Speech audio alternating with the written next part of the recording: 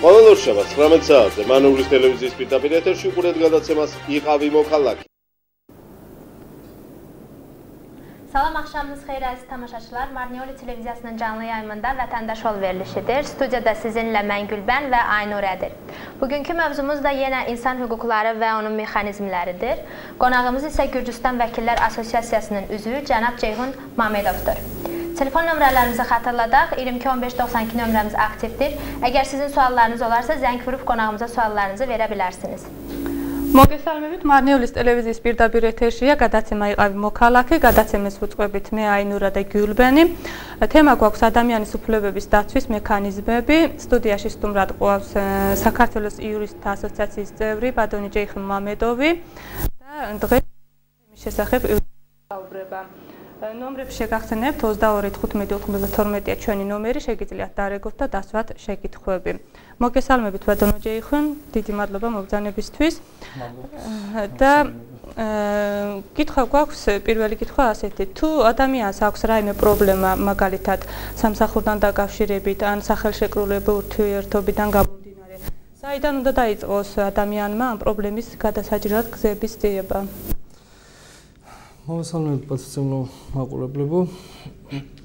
მე გახლავართ საქართველოს ადვოკატთა ასოციაციის წევრი ჯეიხუნ მამედოვი.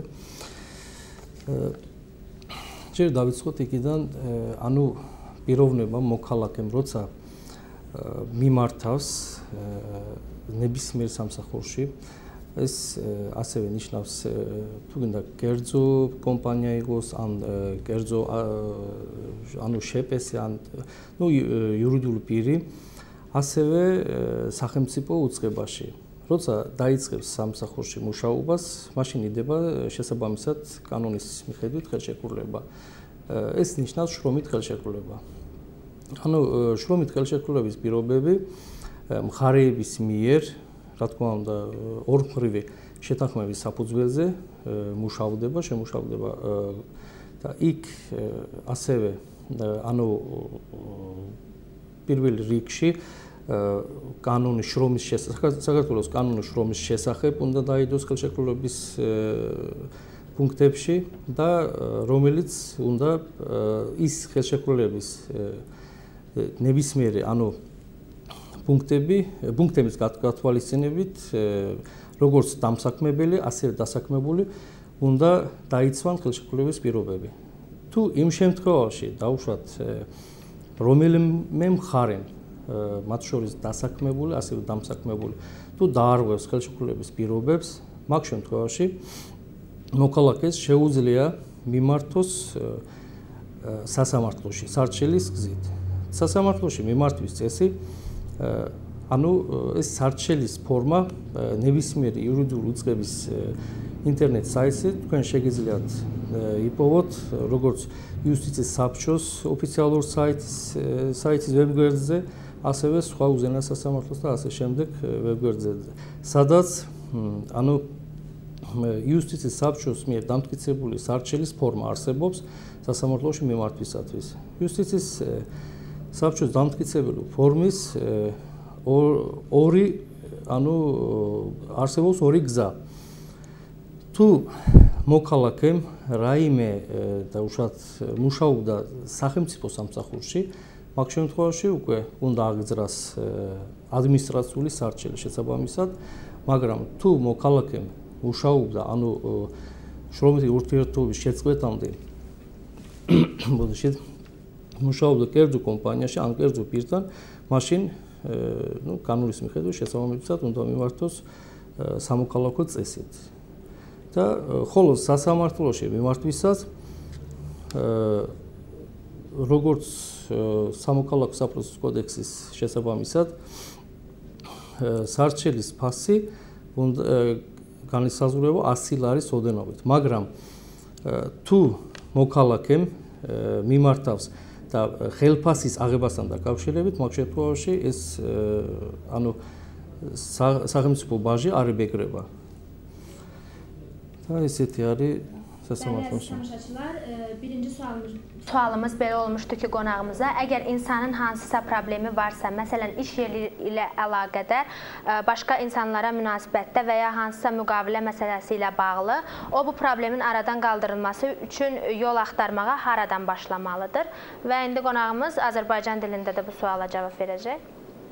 Hörmətli tamaşaçılar, əgər demək, əmək müqaviləsi deyə bizim Gürcüstan qanunvericiliyində belə bir yer ayrılmışdır və hətta əmək hüququ deyə bir qanunumuz da vardır. Gürcüstan qanunvericiliyində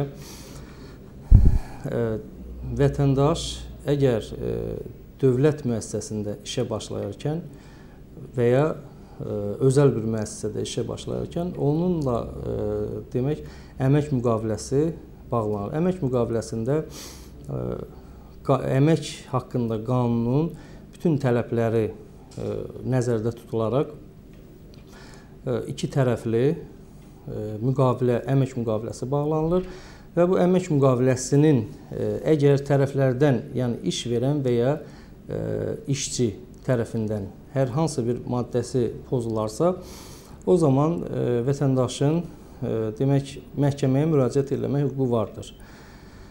Məhkəməyə müraciət etmək üçün vətəndaş demək Gürcüstan Ədliyyə Müşavirliyinin iddia formasını təsdiqi haqqında bir demək təsdiq etmişdi iddia formasını. Onu Gürcüstanın hər hansı bir hüquqi internet saytlarından vətəndaşlar yəni asanlıqla götürə bilərlər. Orada bütün aydın formada iddianın doldurulmaq forması və onun geniş təsərrüfatlı, hər tərəfli, yəni ki,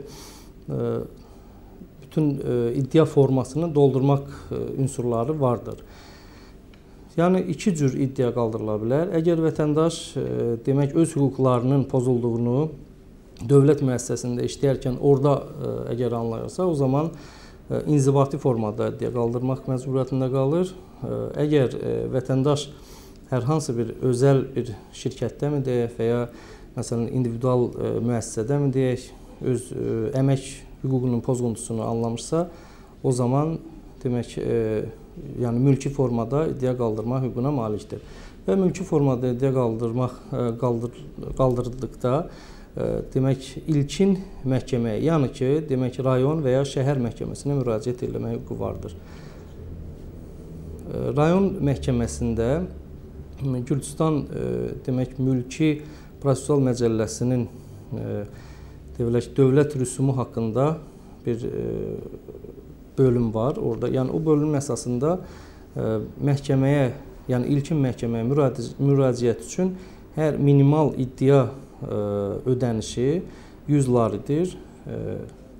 Bu 100 lari, yəni amma əgər orada amma yəni o başqa unsurlar bunlara aid deyil. Orada məsələn əgər da rusca deyək bağışlayın, predmet spora. Yəni ki, o zaman onun ümumi tələb edəcəyi məbləğin 3%-ni dövlətə rüsum olaraq ödəməlidir. Amma yəni 100 laridən az olmamaq şərti ilə. Elə də ki, inzibati formada yenə iddia qaldırıldıqda, o da yəni ki, Ədliyyə Müşavirliyinin internet saytında tapıla bilər və ya başqa hüquqi saytlardan tapa bilərlər. Orada harda ki, demək, onların bütün instruksiyaları yazılmışdır, iddianı necə yəni, doldurmaq mı deyək, yəni müraciət forması mı, necə eləmək formalar var. Bir də yeni bir qanun bizim layihəsi təsdiq olundu bizim parlamentdə, demək, mülki məcəlləyə artırıldı. Bağışlayın. O qanun demək nəzərdə tutur ki, qabaqlar, məsələn, öncələr bizdə belə idi. İddia qaldırıldıqda, iddia əlavə olunan sənədlərlə birgə məhkəməyə təqdim olunurdu və məhkəmə cavabdeh tərəfə, yəni ki, iddiaçının, vətəndaşın kimi öz hüquq pozğuntusunda kimi günahkar bilir, o tərəfə müraciət etməyini göndərilərdi. Amma indi isə yeni bir qanunla iddiaçının özü göndərmək məcburiyyətindədir. Yəni iddia ərizəsini və ona əlavə olunmuş sənədləri. O კონკრეტულად ეხლა იმაზე გვისაუბრეთ, ხელშეკრულების პუნქტები რო ირღვევა. თქვათ დაირღვა და პირველი ნაბიჯი რა უნდა იყოს?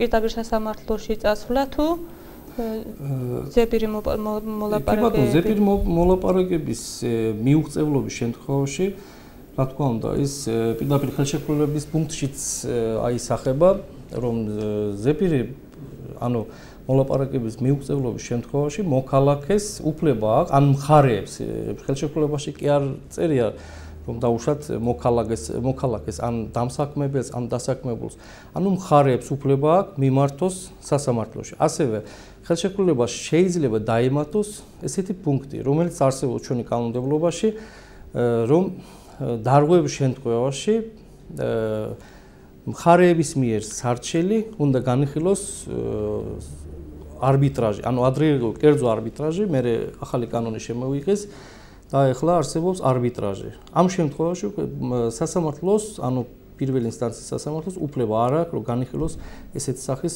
სარჩელები. ამ შემთხვევაში მხოლოდ და მხოლოდ უნდა განიხილოს იმ არბიტრაჟმა, რომლის სახელიც არის დაფიქსირებული ხელშეკრულების პუნქტში, ანუ სადავო davis გადაწყვეტის ნაწილში.